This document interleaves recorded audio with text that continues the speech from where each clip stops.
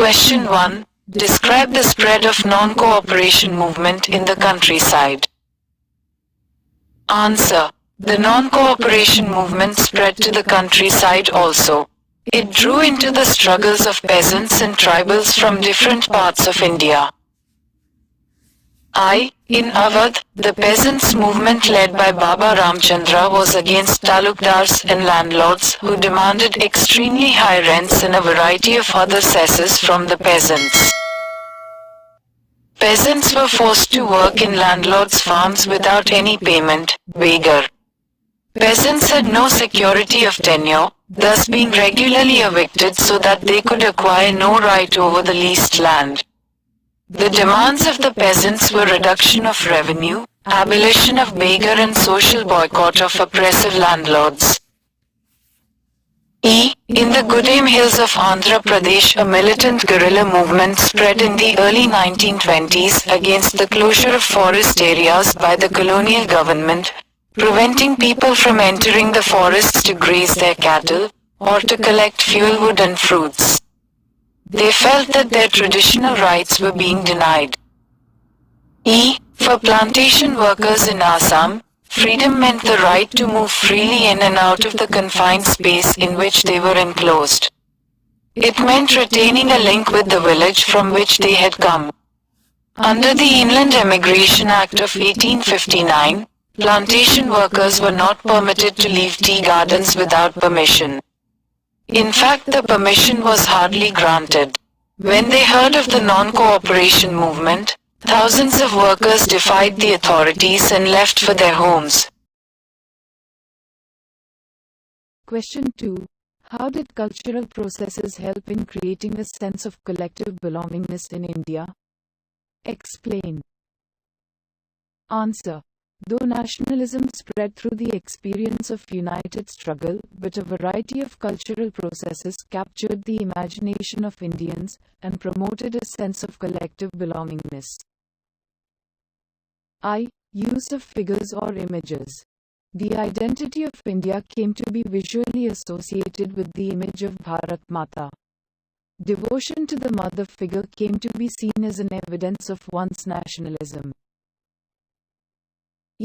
Indian folklore. Nationalists started recording and using folklores and tales, which they believed gave a true picture of traditional culture that had been corrupted and damaged by outside forces. So preservation of these became a way to discover one's national identity and restore a sense of pride in one's past. Use of icons and symbols in the form of flags. Carrying the tricolor flag and holding it aloft during marches became a symbol of defiance and promoted a sense of collective belonging. Reinterpretation of history. Indians began looking into the past to rediscover the glorious developments in ancient times in the field of art, science, mathematics, religion and culture, etc. This glorious time was followed by a history of decline when India got colonized, as Indian history was miserably written by the colonizers. All these techniques were used to bring the Indian people together against the common enemy, any three. Question 3. Explain 5 points about Gandhiji's idea of Satyagraha. Answer. 5 points about Gandhiji's idea of Satyagraha. 1. According to Gandhiji, Satyagraha is not physical force. In the use of Satyagraha there should not be any scope of ill will. 2. Satyagraha is about soul force and truth is the very substance of soul and the soul is informed with knowledge. 3. According to Gandhiji, Satyagraha is not the weapon of the weak. Instead, it can only be used by the strongest of the strong as it totally depends upon mental strength but not on physical strength. 4.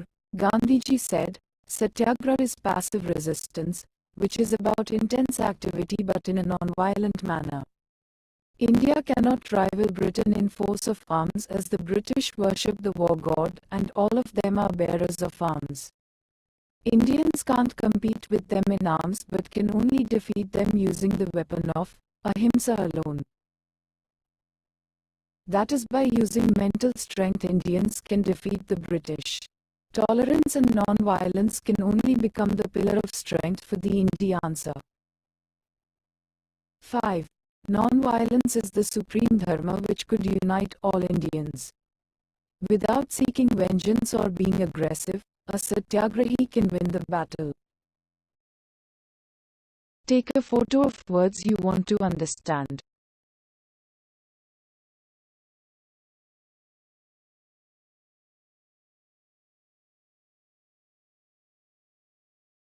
Question 4. What was Gandhiji's idea behind launching the non-cooperation movement? Mention 4 proposals suggested by Mahatma Gandhi with reference to non-cooperation movement. Answer. Mahatma Gandhi felt, in his book Hind Swaraj, 1909, that British rule was established in India with the cooperation of India. Answer.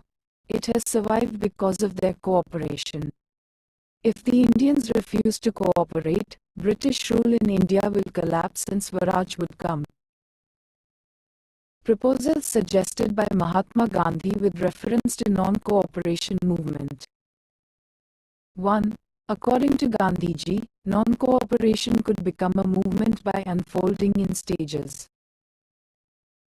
2. It would begin with the surrender of titles that the government awarded and a boycott of civil services, army, police, courts and legislative councils, schools and foreign goods. 3. Then if the government used repression, a full civil disobedience campaign would be launched. 4. Throughout 1920, Gandhiji and Shaukat Ali toured extensively mobilizing popular support for the movement. 5. How did different social groups conceive the idea of non-cooperation? Explain with examples. Answer. Various social groups participated in the non-cooperation movement, each with its own specific aspiration. All of them responded to the call of Swaraj, but the term meant different things to different people. Movement in the cities. 1. Thousands of students from government-controlled schools, headmasters, teachers resigned and left the school. 2. Lawyers gave up their legal practices. The council elections were also boycotted in most provinces. Movement spread to the countryside. In Awadh, the peasants' movement led by Baba Ramchandra was against talukdars and landlords who demanded extremely high rents and a variety of other cesses from the peasants. Peasants were forced to work in landlords' farms without any payment, beggar. Peasants had no security of tenure, they were regularly evicted so that they could acquire no right over the leased land. The demands of the peasants were reduction of revenue, abolition of beggar and social boycott of oppressive landlords. In the Gudem hills of Andhra Pradesh, a militant guerrilla movement spread in the early 1920s against the closure of forest areas by the colonial government, preventing people from entering the forests to graze their cattle or to collect fuelwood and fruits. They felt that their traditional rights were being denied. For plantation workers in Assam, freedom meant the right to move freely in and out of the confined space in which they were enclosed. Under the Inland Emigration Act of 1859, plantation workers were not permitted to leave tea gardens without permission, which was hardly granted. When they heard of the non-cooperation movement, thousands of workers defied the authorities and left for their homes. Question 6. Why did Gandhiji start the civil disobedience movement? Explain any 4 features of civil disobedience movement. Answer. Non-fulfillment of demands made by Gandhiji on behalf of all the members of the Congress led to the launching of the civil disobedience movement in 1930. Gandhiji's Dandi March marked the beginning of the civil disobedience movement. Gandhiji started his march with 78 volunteers from his ashram at Sabarmati to the Gujarat coastal town of Dandi. On the 6th of April, Gandhiji reached Dandi and ceremonially violated the law, manufacturing salt by boiling seawater. Features of civil disobedience movement. 1. People were now asked not only to refuse cooperation with the British but also to break colonial laws. 2. Rain cloth was boycotted and people were asked to picket liquor shops. 3. Peasants were asked not to pay revenue and chowkidari taxes. 4. Students, lawyers and village officials were asked not to attend English medium schools, colleges, courts and offices. Question 7. Explain the impact of Jallianwala Bagh incident on the people. Answer. I. Jallianwala Bagh incident. On the 13th of April 1919, a crowd of villagers who had come to attend a Baisakhi fair gathered in the enclosed ground of Jallianwala Bagh. Being from outside the city, many were not aware of the martial law that had been imposed as a repressive measure. Some people had also gathered to protest against the government's repressive measures. General Dyer with his British troops entered the park and closed the only exit point without giving any warning to the assembled people and ordered the troops to fire at the crowds, killing hundreds. This brutal act of General Dyer provoked unparalleled indignation. As the news of Jallianwala Bagh spread, crowds took to the streets in many North Indian towns. There were hartals, clashes and attacks on government buildings.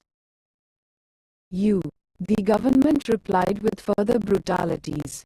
The people of Punjab were made to crawl on the streets and salute to all sahibs. Some were put in open cages and flogged. Newspapers were banned and their editors were arrested. A reign of terror followed. Intellectuals like Rabindranath Tagore renounced their knighthood. Question 8. How did the colonial government repress the civil disobedience movement? Explain. Answer. The British government reacted very strongly to the movement of Indians against the passage of the Rowlatt Act. 1. British officials were alarmed by the popular upsurge. The fear that the lines of communication, such as railways and telegraph, might get disrupted, the British government started even stronger repressive measures. 2. The colonial government began to arrest the Congress leaders. Gandhiji was barred from entering Delhi. On the 10th of April 1919, the police in Amritsar fired upon a peaceful procession. 3. This provoked widespread attacks and people began to attack the symbols of British rule. There were attacks on banks, post offices and railway stations. Martial law was imposed and General Dyer took command. 4. The government's repression was quite brutal. Even women and children were beaten up.